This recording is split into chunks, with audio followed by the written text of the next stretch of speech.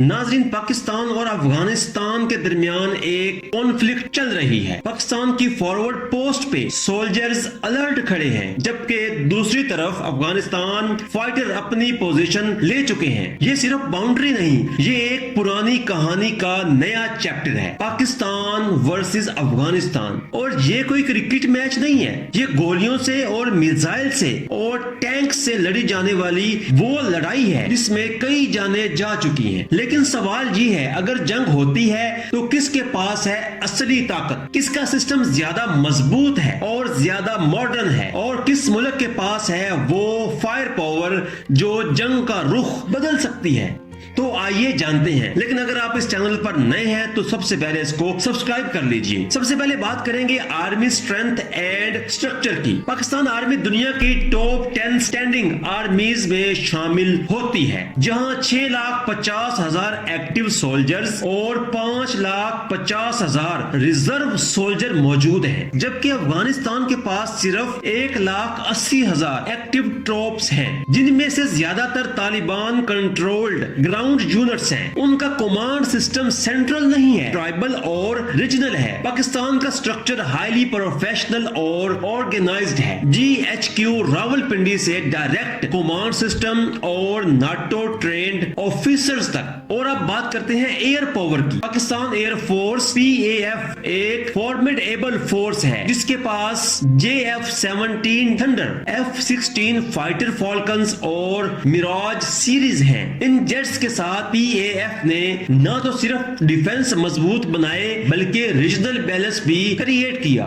دوسری طرف افغانستان کے پاس کوئی فنکشنل ایئر فورس نہیں ہے۔ ان کے کچھ MI-17 ہیلی کاپٹرز، A-29 سپر ٹوکینوز ہیں، مگر اس کا مینٹیننس اور ٹریننگ لیول بہت لو ہے۔ اگر ایئر فائٹ ہوئی تو پاکستان کی جیت کلیئر ہوگی، اور اگر گراؤنڈ پاور اور ٹینکس کی بات کریں تو زمین پہ پاکستان کا ایج اور زیادہ مضبوط ہے۔ پاکستان آرمی کے پاس الخالد اور T-80UD جیسے ماڈرن بیٹل ٹینکس موجود ہیں، پلس APCs آرٹلری یونٹس اور ملٹیپل راکٹس لانچرز بھی ہیں، جبکہ Afghanistan side mostly light vehicle اور گوریلا سٹائل ویلفیئر پہ ڈیپینڈ کرتی ہے۔ وہاں ٹینکس اور ہیوی آرٹلری کا پروپر سسٹم موجود نہیں ہے، مطلب کنورسیشنل بیٹل فیلڈ میں افغانستان سسٹین نہیں کر سکتا۔ جبکہ میزائل اور نیوکلیئر کیپیبلٹی کی بات کریں تو یہاں پاکستان کا ایڈوانٹیج سب سے زیادہ ہے۔ پاکستان کے پاس شاہین، غوری اور ابابیل جیسے لانگ رینج بیلسٹکس میزائل موجود ہیں جو نیوکلیئر وار ہیڈز کیری کر سکتے ہیں۔ افغانستان کے پاس نہ میزائل سسٹم ہے،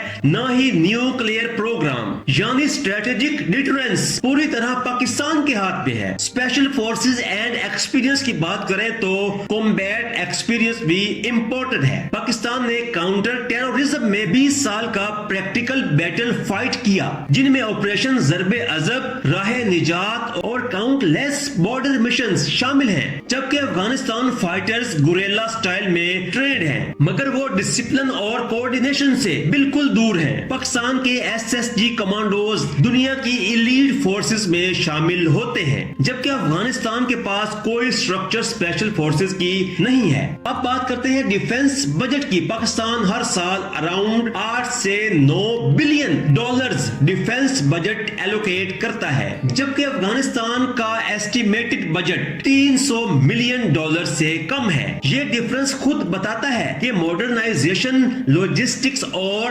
ویپن سسٹم کس لیول کا ہوگا۔ تو اگر دونوں ملکوں میں کبھی جنگ ہوتی ہے تو افغانستان کے پاس صرف جیوگرافیکل ایڈوانٹیج ہوگا، ان کا رگڈ ٹرینز، ان کی ماؤنٹینز، لیکن پریکٹیکل اور ٹیکنالوجیکل گراؤنڈ سے پاکستان کلیئر ونر ہوگا۔ پھر بھی جنگ کا نتیجہ صرف نمبر سے نہیں، اسٹریٹجی اور ڈپلومیسی سے طے ہوتا ہے۔ آج دونوں ملکوں کے لیے سب سے بہتر فیصلہ یہ ہے کہ جنگ نہیں، امن اور ٹریڈ کا راستہ اپنائیے۔ لیکن اگر لائن کراس ہوئی تو پاکستان تیار ہے ہر فرنٹ پہ کہ کئی ملکوں کو مات دے سکتا ہے۔ ریسنٹلی انڈیا کے ساتھ ہونے والی کانفلکٹ کو بھی آپ دیکھ سکتے ہیں کہ پاکستان نے انڈیا کو کیسے ناکو چنے چبوائے ہیں۔ تو ناظرین، اگر آپ کو یہ ویڈیو پسند آئی ہو تو چینل کو سبسکرائب کرنا مت بھولیے گا۔